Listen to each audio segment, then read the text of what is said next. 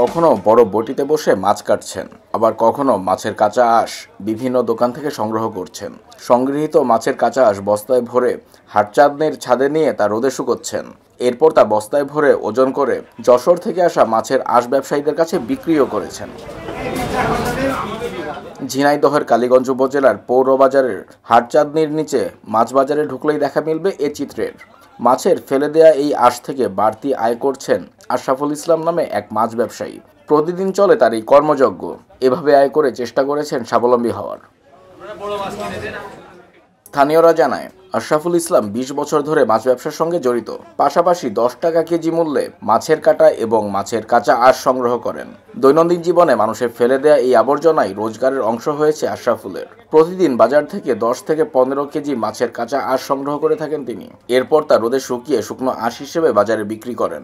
আগে ফেলনা ভেবে মাছের আঁশ ফেলে দিলেও এর ব্যবহার বা বিক্রি হবার কথা জানার পর থেকে রোদে শুকিয়ে সংরক্ষণ করে পরে ব্যবসায়ীদের কাছে আঁশের সাইজ অনুযায়ী ৫০ থেকে ৬০ টাকা কেজি দরে বিক্রি করছেন আশরাফুল।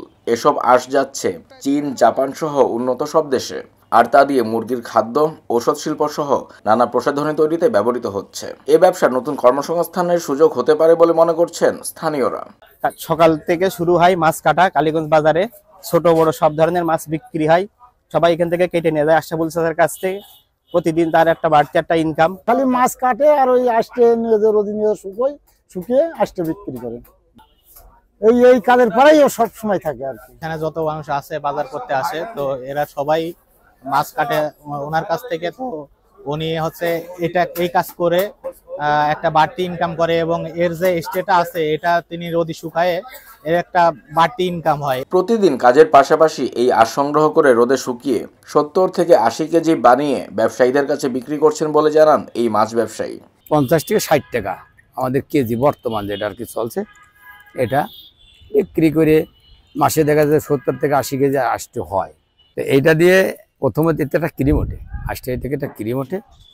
এই ক্রিম দিয়ে নাকি মেয়েদের লিপস্টিক প্রসাধনী এটা তৈরি হয়, ক্যাপসুলের খাপ, তারপরে মেয়েদের চুমকি, শাড়িতে দেয় চুমকি তৈরি হয়, আর বাদ বাকি পোলট্রির ফিড হয়। যশোর থেকে ওরা আসে, এসে এটা হলো ওরা চিটাগাং দিয়ে চীন, জাপান ওরা নিয়ে যায়। আশরাফুল ইসলাম কালীগঞ্জ উপজেলার ফারাসপুর গ্রামের শাখের আলী বিশ্বাসের ছেলে।